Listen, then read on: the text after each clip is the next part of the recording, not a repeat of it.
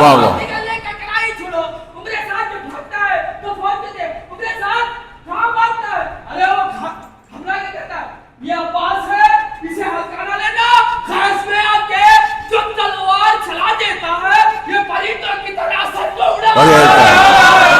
سبحان اللہ. مولا سلامت رکھے. زندہ باد زندہ باد. ایک صلوات پڑھ لے محمد اور آل محمد پر.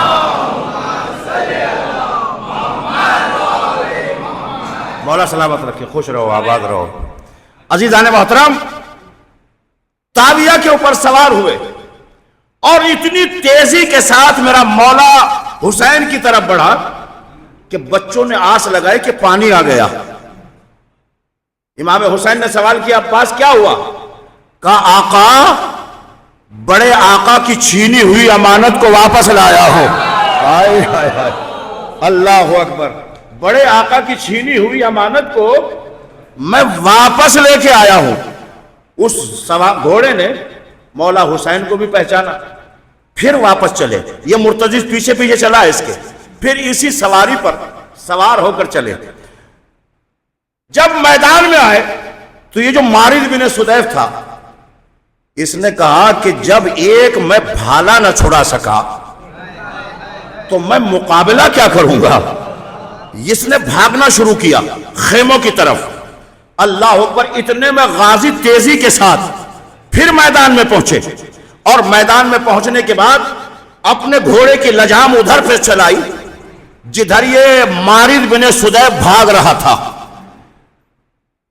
عزیزو دیکھیے، جب شکاری کے پنجوں میں، شیر کے پنجوں میں شکار آ جاتا ہے تو شیر اپنے شکار کو چھوڑتا نہیں ہے. اس جملے پہ آپ نے غور نہیں کیا، بڑے خاموشی سے سنا ہے آپ نے. اپنے شکار کو چھوڑتا نہیں ہے.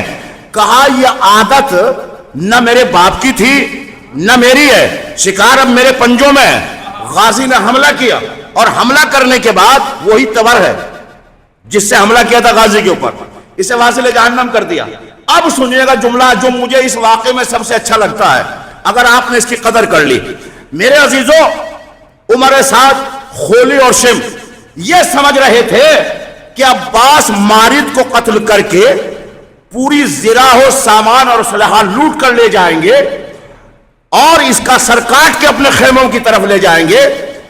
سب ٹکٹکی باندھ کر دیکھ رہے تھے.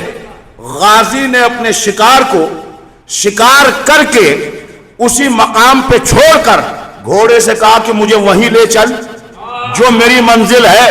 تو انہوں نے کہا کہ لاشیں کو چھوڑ کے جا رہے ہو؟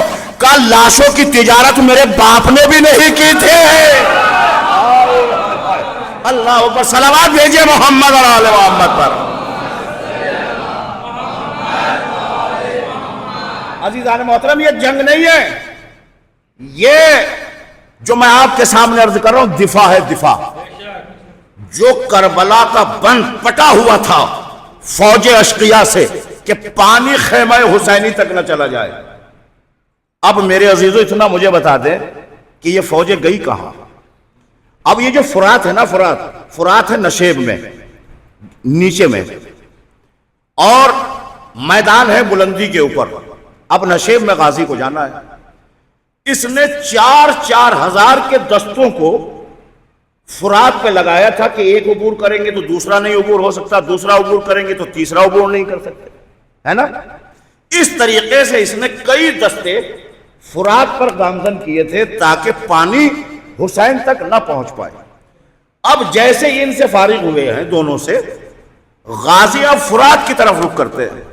جب فرات کی طرف چلے تو گھوڑے کی وہی رفتار تھی. ابھی میں رکتا ہوں یہاں پر. آپ نے 2-3 سال پہلے، 4 سال پہلے دیکھا ہوگا حج کے میدان میں کہ وہ کرین گر گئی تھی، حاجی مر گئے تھے، ہے نا. بہت توجہ چاہوں گا اگر آپ میری بات تک پہنچ گئے. تو اس حج میں یہ ہوا تھا کہ کرین گری تھی چند لوگوں کے اوپر، ہے نا. حادثہ ہوا تھا حج کے میدان میں، ہوا تھا کہ نہیں ہوا تھا؟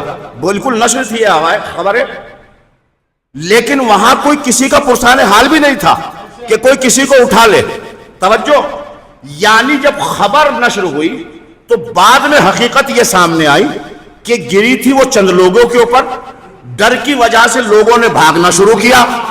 ارے میں کیا کہہ رہا ہوں آپ کے سامنے.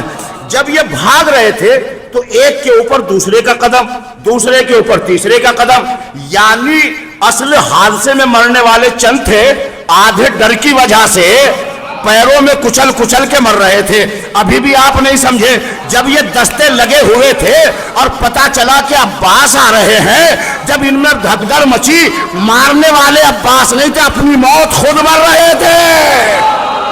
صلوات پڑھ دے محمد اور آل محمد پر.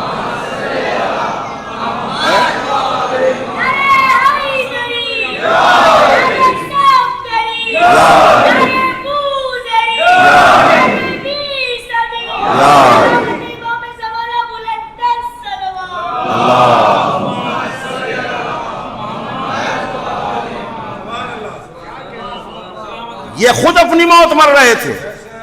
اللہ اکبر. اب جب بالکل راستہ صاف اور شفاف ملا، غازی نے اپنے گھوڑے کو نہر فرات میں ڈالا. بڑی آسانی سے پڑھ رہا ہوں میں، لیکن ایسا منظر نہیں تھا. 9 لاکھ کی فوج تھی، ہے نا. یہ روب تھا غازی کا. چلیے صاحب، اب تو سمجھ میں آیا کہ ڈر ڈر کے مرے، بھاگ بھاگ کے مرے، لیکن چمڑے کی مشق تھی. چمڑا جب سوکھ جاتا ہے تو جلدی نرم نہیں ہوتا، کچھ دیر اسے پانی میں ڈالا جاتا ہے، تب جا کے کہیں اس میں نمی محسوس ہوتی ہے. جب نمی محسوس ہوتی ہے تو نرمی آتی ہے، نرمی آتی ہے تو پانی بھرا جاتا ہے. ہوتا ہے کہ نہیں ہوتا ہے؟ دیکھا ہے نا آپ حضرات نے، چمڑے کی مشق ہوتی ہے. تو عزیزان محترم، یہ سوکھی ہوئی مشق یعنی چمڑا اکڑا ہوا، جب فرات میں ڈالا ہوگا تو فوراً تو مشق بھری نہیں ہوگی.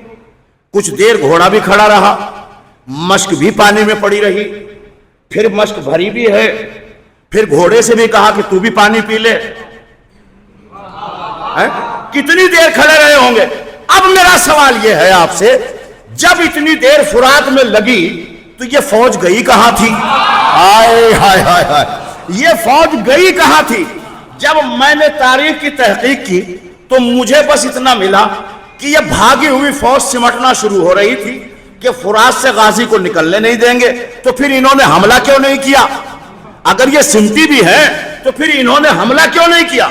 کہا تم کیا جانو، جدھر غازی پلٹ کے دیکھتا تھا، آئے ہائے ہائے ہائے، جدھر جدھر غازی پلٹتا تھا، یعنی اس 9 لاکھ کی فوج کو اگر غازی نے سنبھالا تو ہاتھ عباس نے نہیں سنبھالا، بلکہ عباس نے اپنی نگاہوں کے ذریعے، آئے ہائے ہائے، اپنی نگاہوں پہ 9 لاکھ کے فوج کو سنبھالا. ارے جو غازی کی نگاہوں کا مقابلہ نہ کر سکے وہ عباس کی تلوار کا کیا مقابلہ کریں گے؟ صلوات پڑھ دے محمد اور آل محمد پر. اللہ اکبر.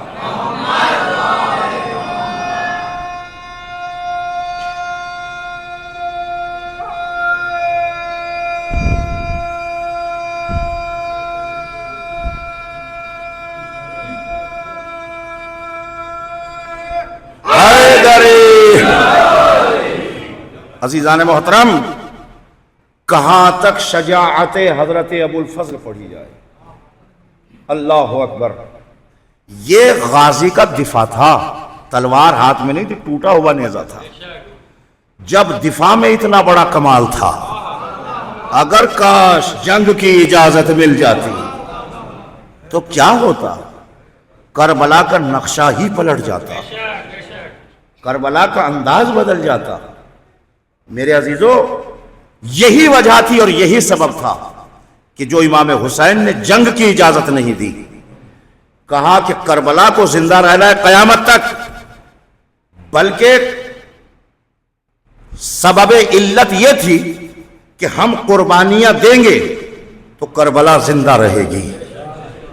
اہل بیت نے قربانیاں پیش کر کے اس کربلا کو قیامت تک کے لیے زندہ رکھا.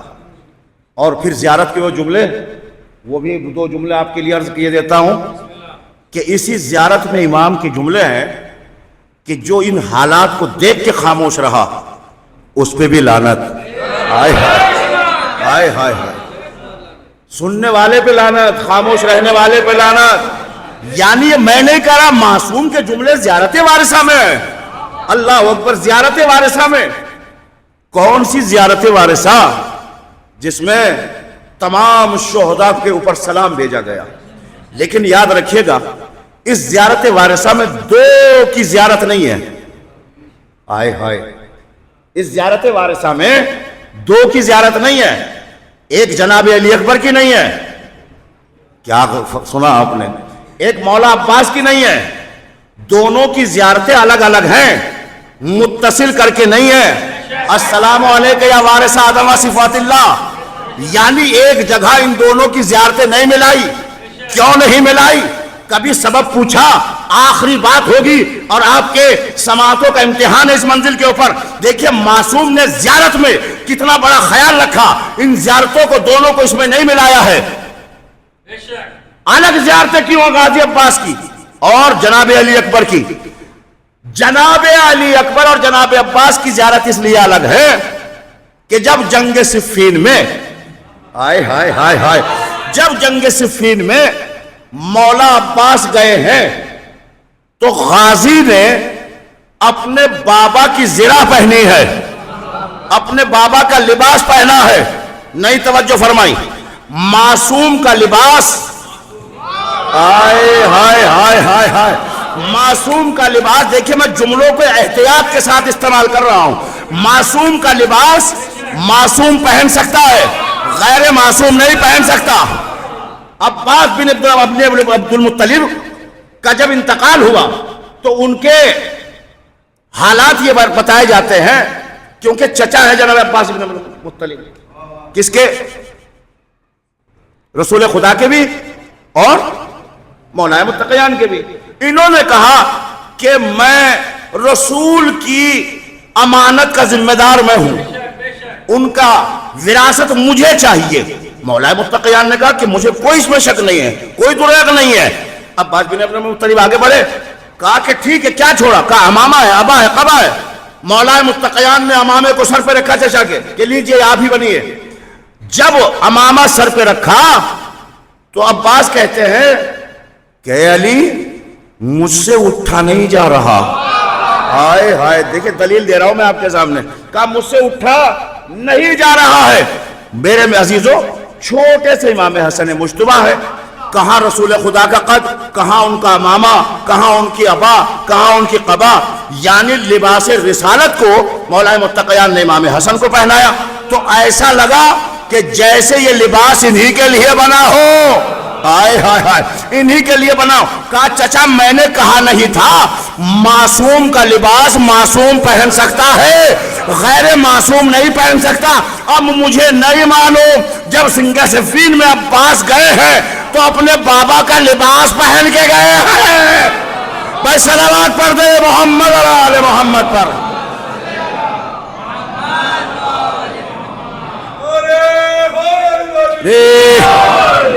ایک منزل زیارت علی اکبر کی. جب میدان جہاد میں جناب علی اکبر گئے تو ارشاد فرمایا اشبہ الناس, کون جا رہا ہے لوگوں کی طرف جو صورت و سیرت میں رسول سے مشابہ, جو بولنے میں رسول سے مشابہ. اشبہ الناس, اے لوگوں دیکھو کون آ رہا ہے, اس کو بھیج رہا ہوں جو شباہت میں رسول سے تشبیہ رکھتا ہے. اللہ اکبر, شباہت رسول رکھتا ہے. سر کے اوپر امامہ, دوش پہ ردا. اللہ اکبر, یہاں بھی معصوم کا لباس. اللہ اکبر اللہ اکبر, معصوم کا لباس. اب معلوم یہ ہوتا ہے کہ ان دو شہداء کی زیارت کو الگ رکھا کہ ان کا مرتبہ الگ ہے. ہائے ہائے ہائے, ان کی وجہ الگ ہے, ان کی حیثیت الگ ہے. پر میرے عزیزو دنیا یہیں سے پہچانے کہ حسین نے کیا کہا کہ عباس کی جب شہادت ہوئی, بازو قلم ہوئے تو کہا میری کمر ٹوٹ گئی. اکبر کے سینے پہ برچھی لگی تو حسین نے کہا میری آنکھوں کا نور چلا گیا. یہیں سے محسوس کرے خدا کی قسم کیا مراتب ہیں. یہ بس خالی آتے اور چلے جاتے اور پڑھ کے ہم کہ زیارت وارثہ کا مفہوم کیا ہے, اس کو کبھی سمجھا کریں. کیا کہا گیا؟ السلام علیکم یا وارث آدم و صفوت اللہ, السلام علیکم یا وارث نوح نبی اللہ, السلام علیکم یا وارث ابراہیم خلیل اللہ. یعنی تمام انبیاء کے وارث کو حسین کہا جاتا ہے. اللہ اکبر اللہ اکبر. तमाम अंबिया के वारिस को हुसैन कहा जाता है। उसी हुसैन का बावफा है अब्बास गाजी। बस एक मंजिल ताकि मैं अपनी बात से मरबूत हो जाऊं। अरबाब करम, चौथे इमाम का जलाल मैंने किसी मजलिस में पढ़ा था कि बड़े जलाल और गैज़ था मेरे चौथे इमाम को। जब करबला पहुंचते हैं तो जनाब अली अकबर को इमाम सज्जाद ने साथ लिया कि चलो हम करबला के मैदान का मुहासरा करते हैं। जब मुहासरा करने के लिए बढ़े, कहा ये मैदान और ये फौज, ये मैं नहीं कर रहा हूं, जनाब सज्जाद फरमा रहे हैं, कहा ये मैदान और ये फौज। कहा भाई अली अकबर, ये जो लश्कर बाबा लेके आए इसकी जरूरत नहीं है। आए हाय, इसकी जरूरत नहीं है। कहा वो कैसे भैया? कहा मैमना पे तुम रहना, मैसरा पे मैं रहूंगा और कल्बे लश्कर पे मेरा चचा अब्बास रहेगा। आए हाय, हैदरे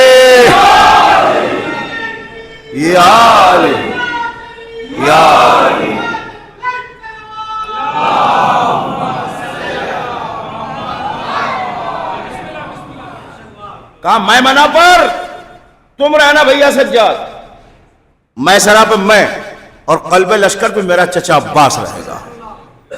बस हम तीन काफी हैं। हाय हाय हाय, इतने बड़े लश्कर को हम तीन काफी हैं।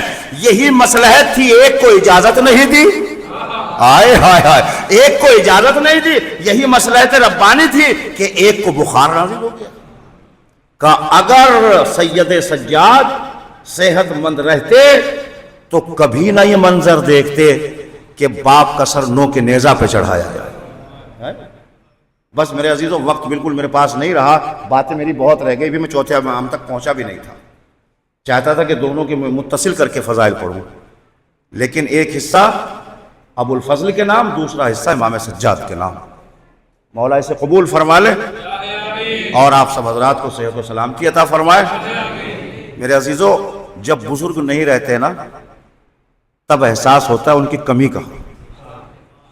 जो ये बुजुर्ग हमारे बैठे हुए हैं कुर्सियों पे, इनकी कदर किया करो, इज्जत किया करो, क्योंकि बुजुर्गों का साया बहुत बड़ी नेमत है। मुझे महसूस हो रहा है कि इसी मकाम पर जहाँ मर्द मोमिन बैठा है, हमारे तख्फू भाई बैठते थे और जैसे मसाइब का तज़किरा होता था उनकी आवाज़ें गिरिया बुलंद होती थी। एक हमारे मरसी खान तकी भाई थे, जैसे चौथे इमाम का नाम आता था उनका गिरिया वहीं से शुरू हो जाता था। और ये बुजुर्ग बैठे हुए हैं, इस साल ये गिरिया कर रहे हैं, अगले साल अल्लाह इनको सलामत रखे, आबाद रहें। लेकिन मेरे अजीज़ों, बुजुर्गों की कमी हमेशा खलती है। ये कमी, ये खला कभी पूरा नहीं होता है। बुजुर्गों की कद्र करना सीखें, इनको इज्जत दिया करो, इनका साया सरों पे बाकी रहे। ये तो कोई सैयद सज्जाद से पूछे। अल्लाह अकबर। सैयद सज्जाद बीमार करबला, वो मेरा इमाम, अल्लाह अकबर। जब पूछा गया चौथे इमाम से, मौला आप इतना रोते क्यों हैं, आपके रोने का सबब क्या है? तो इमाम सज्जाद ने पता है कैसे समझाया है आपको। इमाम सज्जाद फरमाते हैं, क्या कहते हैं, क्या मेरे रोने में भी खता है? याकूब से एक यूसुफ बिछड़ा था, तो एक बेटे के बिछड़ने पर याकूब इतना गिरिया किए कि उनकी आंखें सफेद हो गई थी। अरे जिस इमाम के 18 यूसुफ बिछड़ जाए,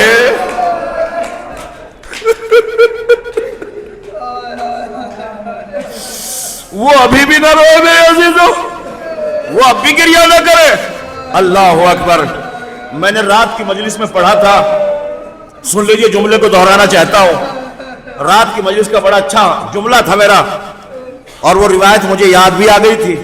जब चौथे इमाम से पूछा गया, मौला, जब आयतुल्लाह खुई से पूछा गया कि आगा ये खून आंखों से कैसे आता है, ये खून का फलसफा हमारी समझ में नहीं आता, तो आयतुल्लाह खुई फरमाते हैं कि तेरी समझ में नहीं आता ना, मुझे नमाज मगरिब अदा कर लेने दे। जब नमाज मगरिब अदा हुई, उसके बाद जाकिर से कहा, जरा करबला वालों की मुसीबत तो पढ़। अब जो करबला वालों की मुसीबत पढ़ी, आगे खुई ने अपने रुमाल को अपने आंखों से लगाया और लगा के उसे बंद कर लिया وہ سوال کرنے والا آیا، آنے کے بعد کہتا ہے آقا آپ نے میرے سوال کا جواب نہیں دیا، کہا لے یہ رومال لے جا، پر رومال کے اندر ہی تیرے سوالوں کا جواب ہے۔ اب جو اس نے کھول کے دیکھا تو اس میں خون کے آنسو، کہا کہ جب 1400 برس کے بعد آج ہم کربلا کو یاد کر کے رو سکتے ہیں تو جس سجاد نے اکبر کے سینے میں برچھے عباس کے کٹتے ہوئے بازو دیکھے ہو، اگر وہ سجاد، جزاکم اللہ، اللہ آپ کو کوئی غم نہ دے سوائے غم اہل بیت اطہار کے۔ بس ایک روایت، اذان کا وقت بالکل قریب ہو گیا ہے، زیادہ مصائب نہیں پڑھ پاؤں گا، پرسہ دے لیجئے گا، شہادت کا دن ہے آج امام زین العابدین کی۔ ارباب اعضاء سنیں گے آپ، جب آپ کی آواز گریہ بلند ہوتی ہے نا تو پتہ ہے 3 بیویاں خاص طور سے بیٹھتی ہیں، ہائے ہائے، 2 بیویاں شام سے آتی ہے، 1 بیوی مدینے سے آتی ہے، 1 بیوی مدینے سے آتی ہے، 2 بیویاں شام سے آتی ہیں۔ سن لیا آپ نے، ہر سال پڑھتا ہوں یہ روایت، میں پڑھوں گا ربط مسائل کے لیے۔ جزاکم اللہ۔ ارباب اعضاء روایت بیان کرتی ہے، یہ بچی کہتی ہے کہ جب آپ کی آواز گریہ بلند ہوتی ہے، کہتی پھوپھی اماں یہ کون ہے جو میرے بابا پہ اس طریقے سے بآواز بلند گریہ کر رہے ہیں؟ کہا یہ تیرے بابا کے عزادار ہیں۔ کہا انہوں نے کیا بابا کے گلے پہ چلتے ہوئے خنجر کو دیکھا؟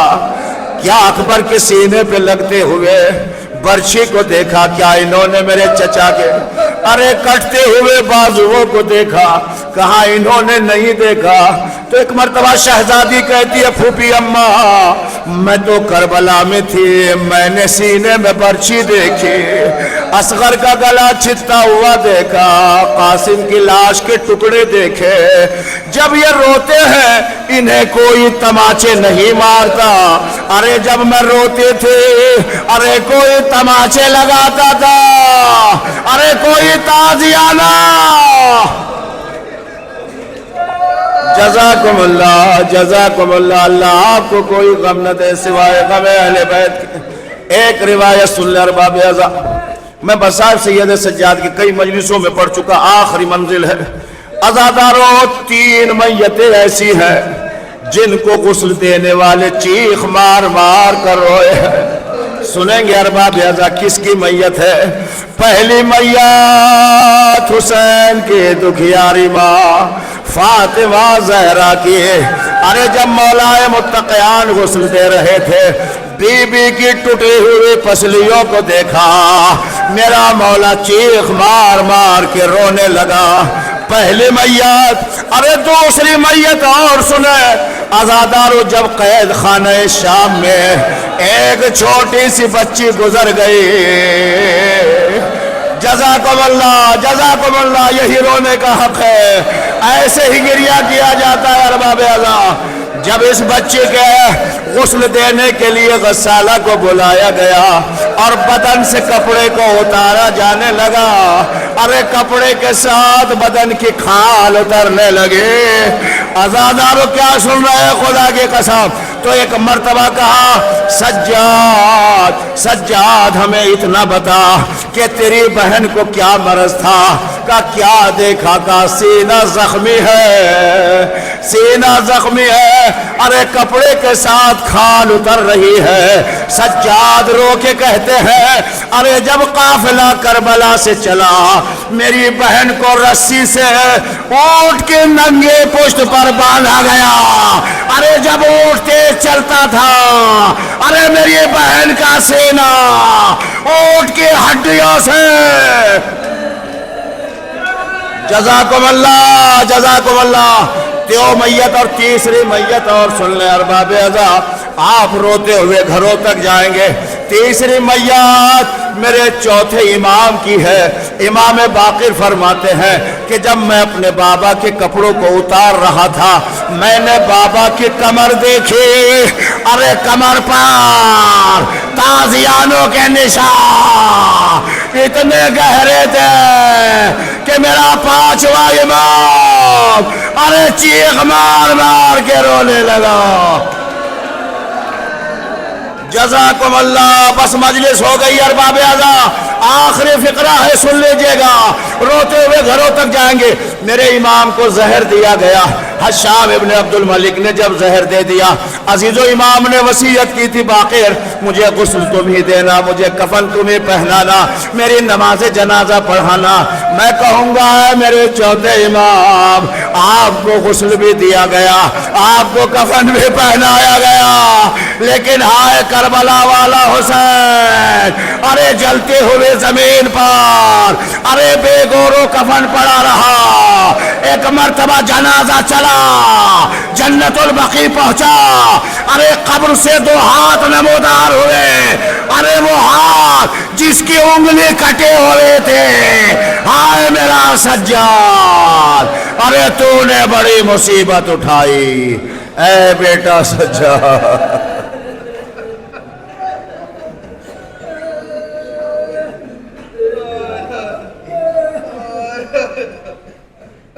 انا للہ